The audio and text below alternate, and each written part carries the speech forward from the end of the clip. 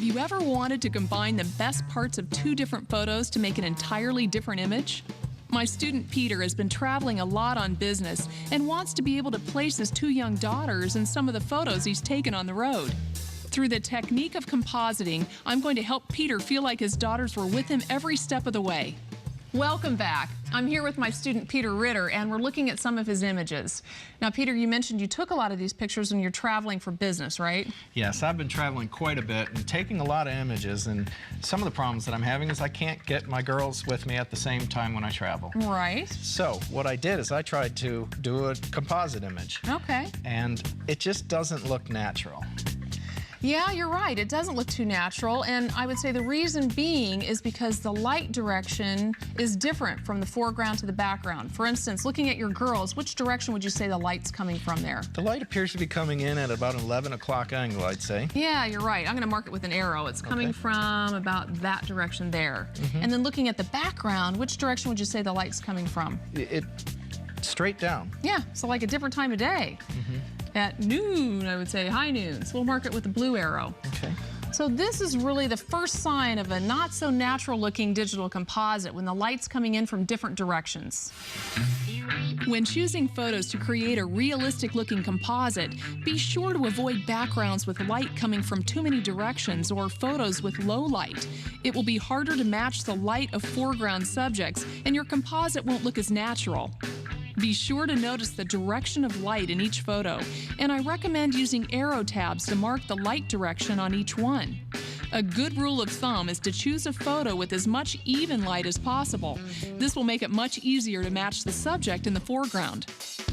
If you're adding people in your composite, be sure to select an image that either has light coming from the same direction as the background, or a photo that has even light across each person's face. Once you've selected the photos you want to use, scan each image and upload them to your photo imaging software.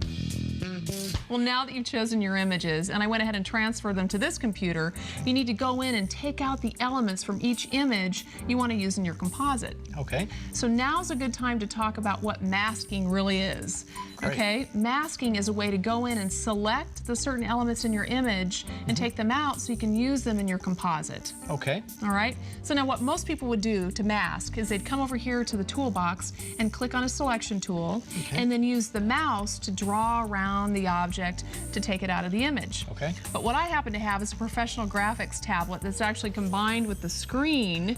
So if you want to take that pen tool right there and just click on this little thing in the toolbox right there, the eraser tool, and just for fun, kind of play around, and you can actually paint on the screen on that image. That's really cool. Wasn't that neat? Yeah. Yeah, it's a lot of fun to work with. So I'll get rid of that. Okay, now the first thing we want to do when we start masking is to come over here to the toolbox and pick a selection tool. Let's go with the paintbrush. Selecting the brush tool gives you the ability to highlight certain items within the image that you want to use for your composite.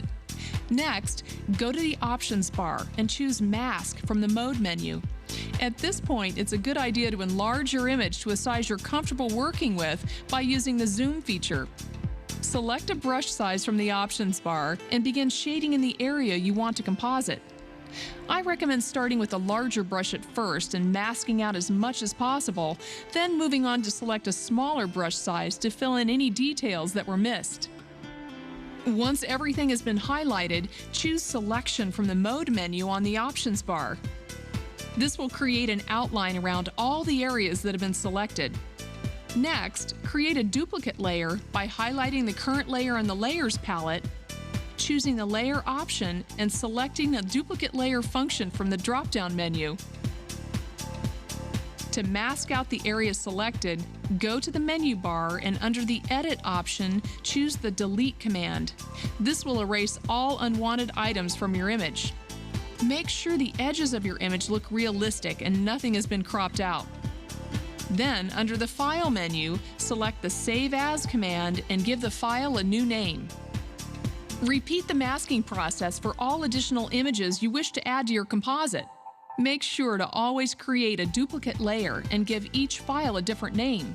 This will help you stay organized and keep files from being lost or erased. For more information on how to choose proper images for compositing, photo imaging software, or masking, visit the website at DIYnetwork.com. Coming up, I'll teach Peter how to layer all of his masked images together to build a single composite, and how to add shadows to give it a more natural look.